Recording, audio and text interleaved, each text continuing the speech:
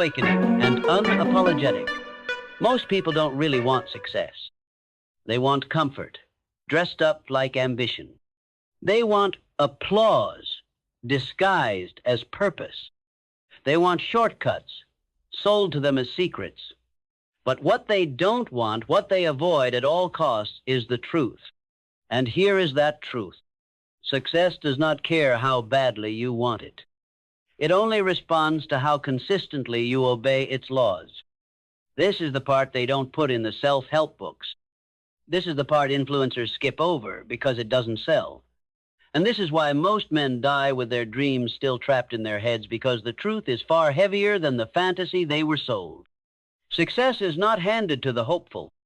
It is carved into reality by those who are willing to suffer for clarity, sweat for discipline, and act in the absence of applause. Most will never hear this message, and even fewer will listen. But if you're still here, then maybe, just maybe, you're ready to stop lying to yourself. Maybe you're ready to stop calling your comfort zone a strategy. Maybe you're done mistaking movement for meaning and busy work for becoming. If so, then lean in, because the truth is not gentle. It breaks before it builds, it offends before it awakens. But once it does, it leaves you no choice but to rise. Oh, mindset, the real battlefield.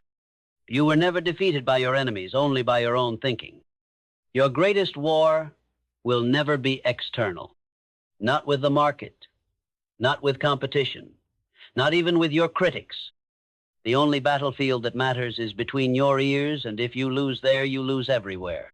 Success begins where your excuses end. It begins the moment you realize that you have trained your mind to settle.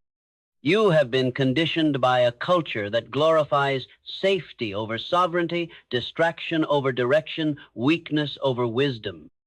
And so your mind follows the path of least resistance. It doesn't seek what's meaningful, it seeks what's familiar. That's why when you start building something new, something worthy, every cell in your body wants to run. Not because you're unworthy, but because you're untrained. Success demands a new mental operating system. And like any system upgrade, the old code must die. You must destroy the identity built on opinions.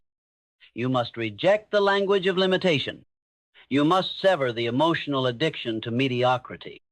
Because the world you see is filtered through the beliefs you never questioned. Henry Ford was ridiculed when he said he'd build a car for the common man. Edison was told by his teachers he was too stupid to learn anything. Walt Disney was fired for lacking imagination. Do you know the difference between them and everyone else who was mocked?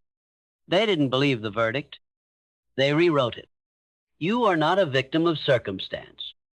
You are a builder of belief, but only if you reclaim authority over your thoughts. Oh, belief and clarity, the invisible infrastructure of success. The truth most won't hear is this. Success is first spiritual, not religious, spiritual, because everything visible is born of the invisible. Before Carnegie built steel, he built vision. Before Rockefeller touched oil, he touched clarity.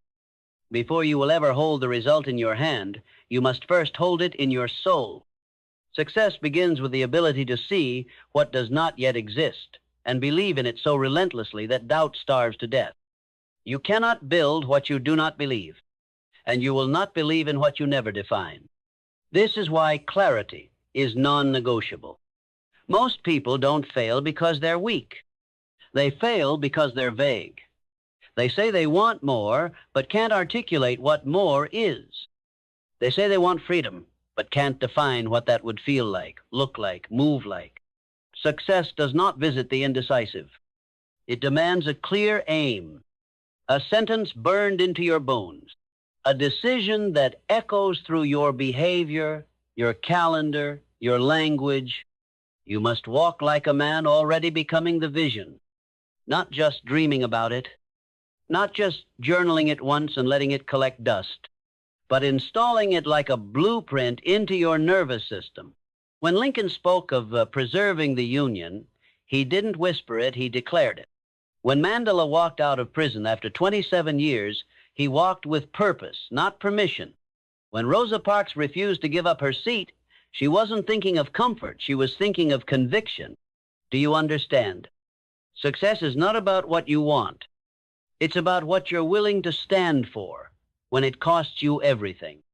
Oh, purpose, the inner fire that doesn't need permission. You don't find your purpose, you decide it.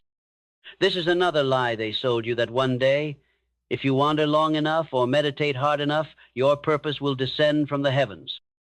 It won't. Purpose is not discovered. It is declared. It is the moment you stop asking, what will give me happiness?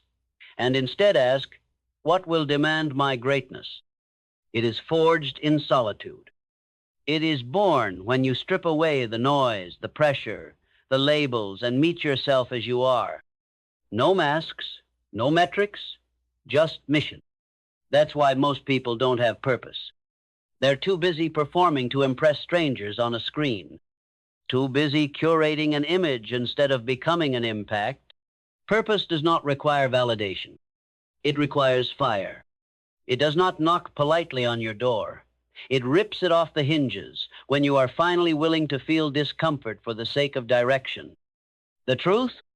The world isn't waiting for more talent.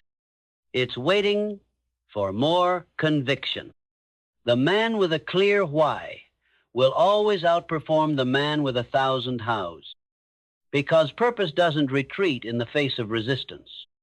It accelerates. It is the only thing that can carry you through the days no one believes in you, not even yourself. And when your own mind becomes the enemy, purpose becomes your weapon. When fear rises, purpose reminds you, I didn't come this far to bow. Oh, discipline and action, the gap between fantasy and fortune. This is the truth about success no one wants to hear.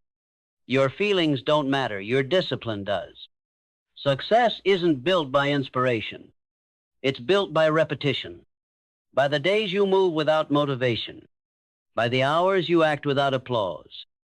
By the mornings you rise when everything inside you wants to roll over and disappear. Discipline is what separates the fantasizer from the finisher. You don't need another morning routine. You don't need another highlight reel from someone else's life. You need to look your own laziness in the eye and conquer it. And here's the sting of it all. You already know what to do. You've known it for a long time. But knowing doesn't change lives. Only doing does. Every second you hesitate, life continues forward and hands your reward to the man who didn't. The world does not pause for the unprepared. It does not pity the hesitant. It does not wait for your courage to catch up. Success does not need you to feel like it. It needs you to act like it. Thomas Edison didn't feel brilliant when he failed 0 times. He felt tired. He felt defeated. He felt alone. But he moved anyway. He returned anyway. He showed up anyway. And that anyway is the invisible bridge between the man who dreams and the man who earns. If you want to build something the world can't ignore, you must become someone the world can't break. Not because you're fearless, but because you're faithful to your craft, to your goal, to your word. You say you want to be successful? Then keep the promises you made to yourself when no one is watching. Because if you can't trust your own word, neither will the world. The truth is this: success is not given to the man who wants it most. It is given to the man who stays in motion longest. Oh, resilience and adaptability. Storms are not the enemy. You will be tested. You will lose things you thought you needed. You will be misunderstood, mocked, overlooked, and underestimated. There will be nights when silence feels louder than progress. There will be mornings when self-doubt sits on your chest like a weight you can't lift. And that's when most people quit. Not because they were too weak, but because they misunderstood the storm. Success is not the absence of resistance. It is your ability to remain unchanged by it. You are not punished by the test, you are prepared by it. Every challenge is not a detour, it's data. It's not meant to destroy you, it's meant to develop you.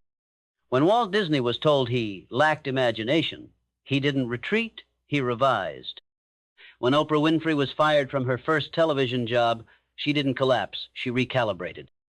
And when life hits you with its hardest blows, you don't run. You adapt, you evolve, you endure.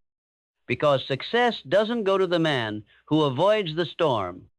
It goes to the man who becomes the storm. Adaptability is your shield. Resilience is your sword. And together, they make you unshakable. This is not a motivational poster. This is real war.